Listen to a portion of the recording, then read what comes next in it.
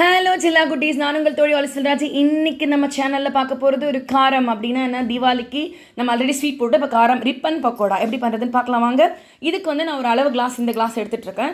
மெயினாலே இந்த அளவை வச்சு தான் நம்ம டிசைட் பண்ண போகிறோம். என்னன்னுட்டு அரிசி மாவு, கடலை மாவு இந்த ரெண்டு இன்க்ரீடியன்ட் தான் வச்சுக்க போகிறோம். ஸோ இந்த கிளாஸால் நான் 2 கிளாஸ் அரிசி மாவு எடுத்துக்கிறேன், அப்போ 2 கிளாஸ் கடலை மாவு. என்ன இதுலேருந்து என்ன சொல்ல வரேன் அப்படின்னா, எந்த கிளாஸ் எடுக்கிறீங்களோ அதில் 1 கிளாஸ் அரிசி மாவுனா அதுக்கு ஈக்குவலண்டாக 1 கிளாஸ் கடலை மாவு. நீங்கள் 3-4 எத்தனை கிளாஸ் போட்டாலும் அதுக்கு ஈக்குவலண்டாக ரெண்டுமே ஈக்குவல் ரேஷியோவில் போட்டுக்கோங்க. அப்போவே இது ரொம்ப டேஸ்ட்டாக ரொம்ப சூப்பராக இருக்கும்னு சொல்லலாம்.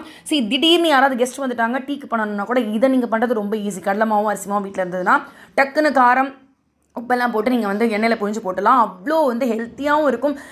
எண்ணெயில் போட்டால் கூட நம்ம வீட்டில் பண்ணும்போது அதுக்கு ஒரு தனி பவர் தானேங்க. ஸோ இப்போ வந்து நான் கடலை மாவும் ஆட் பண்ணிக்கிட்டேன். நெக்ஸ்ட்டு வந்து இதோட சீக்ரெட் இன்க்ரீடியன்ட் அப்படின்னு சொல்லலாம், இல்லை இது நல்லா டேஸ்ட் கொடுக்கணும்னு சொல்லலாம். என்னென்னு பார்த்தீங்கன்னா இதோடது பெருங்காயத்தூள்.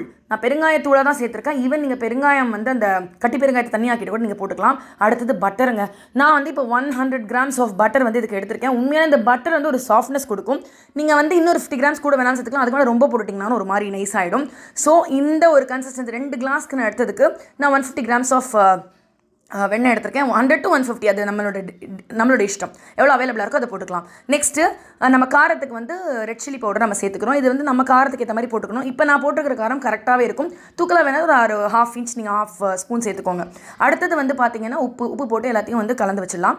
அதை வந்து நல்லா கொஞ்சம் வந்து மர்ச் பண்ணிட்டு இருக்கிறதுக்கு நடுவிலேயே நம்ம வந்து வானிலையில் எண்ணெயை வச்சிடலாம். ஸோ எண்ணெயை ஊற்றிட்டிங்கன்னா வந்து அது வந்து காஞ்சிட்டு இருக்கும் இல்லையா, அதுக்குள்ளே நம்ம வந்து மாவை வந்து கன்சிஸ்டன்சி கொண்டு வந்துடலாம். ஸோ எண்ணெய் காஞ்சிட்டு இருக்கட்டும். எப்படி கன்சிஸ்டன்சிக்கு மாவை கொண்டு வர போகிறோம்னு பார்த்தீங்கன்னா, வாட்டர் விட்டு நம்ம வந்து சப்பாத்தி பதத்துக்கு இல்லாமல் அதுக்கும் மேலே, அதாவது கொஞ்சம் லூசனாக இந்த மாதிரி பிசைஞ்சு நம்ம வந்து அந்த கடாயில் போடுறதுக்கு முன்னாடி அந்த இதில் போடுவோம் இல்லையா, முறுக்கு நாழியில் போடும்போது அந்த மாதிரி நீங்கள் ரெடி பண்ணி வச்சுக்கோங்க. இப்போ வந்து முறுக்கு நாழி எடுத்துக்கலாம்.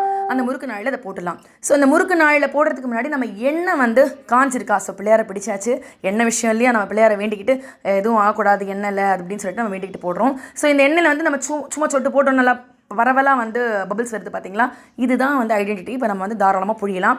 ஸோ ரிப்பன் பக்கோடாவை நல்லா பரவலாக அந்த சட்டி ஃபுல்லாக புழிஞ்சு விட்டுட்டோம்னா அதுக்கப்புறம் வந்து நல்லா ஓஸ் அடங்கும். அந்த எண்ணெயோட ஓஸ் அடங்கின பிறகு நீங்கள் பார்த்தீங்கன்னா சுவையான கிறிஸ்பியான சூப்பரான என்ன வேணால் சொல்லலாம், அப்பேற்பட்ட ஒரு ரிப்பன் பக்கோடா வந்து நமக்கு ரெடி ஆகிடும். அவ்வளோ எக்ஸலண்ட்டாக டேஸ்ட் வைஸ் வந்து பார்த்தீங்கன்னா அப்படியே கரையிற மாதிரி இருக்கும். ட்ரை பண்ணி பாருங்கள். இந்த தீபாவளிக்கே ட்ரை பண்ணிவிட்டு கமெண்ட் சொல்லுங்கள். நம்ம சேனல் லைக் பண்ணுங்கள், ஷேர் பண்ணுங்கள், சப்ஸ்கிரைப் பண்ணுங்கள். பாய்.